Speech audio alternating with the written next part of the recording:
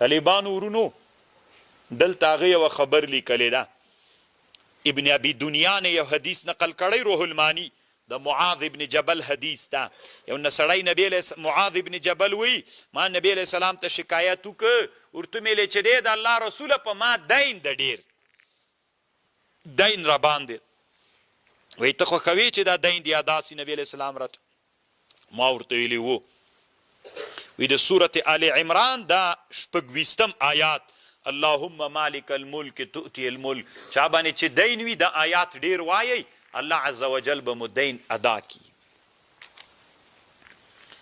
لا يتخذ المؤمنون الكافرين اولیاء، ندینی سی مؤمنان کافران په دوستی من دون المؤمنین ومن يفعل. اوس طالبان ورونو مؤمنان دی کافران په دوستی نه نیسی. علما وی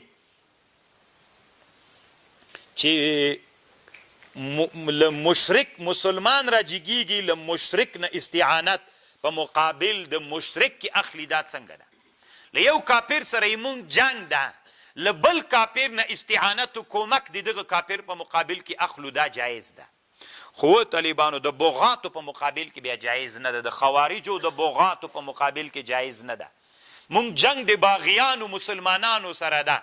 خوارج مسلمانان خودی خو بغات دي، د کافر نه کومک په مقابل د باغی او د خوارجو کافرو په مقابل کې دا شرعاً روانه ده. ګوري تاسې دې ټکي ته فکر وي.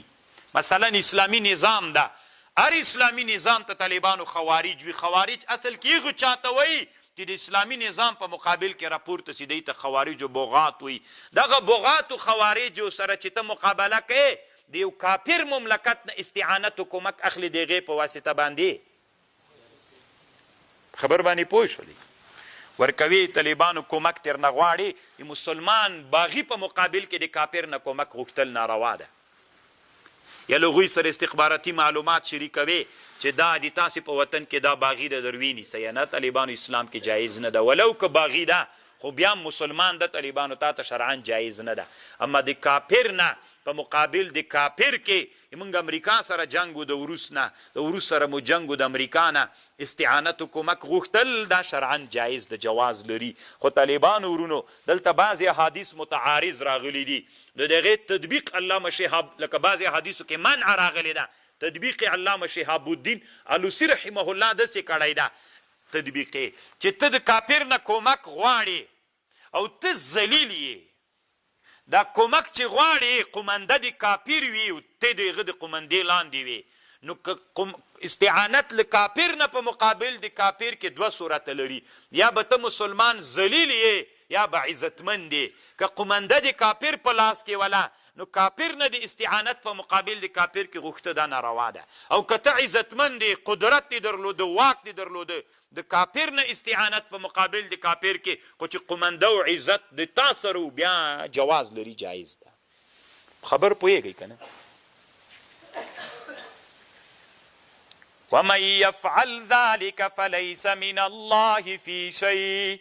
ومن يفعل ذلك چا چې وکړه دا کار فلیس من الله فی شیء الا ان تتقوا منه تقاتا، مگر که تاسې ځان وساتئ له دوی نه په ساتلو.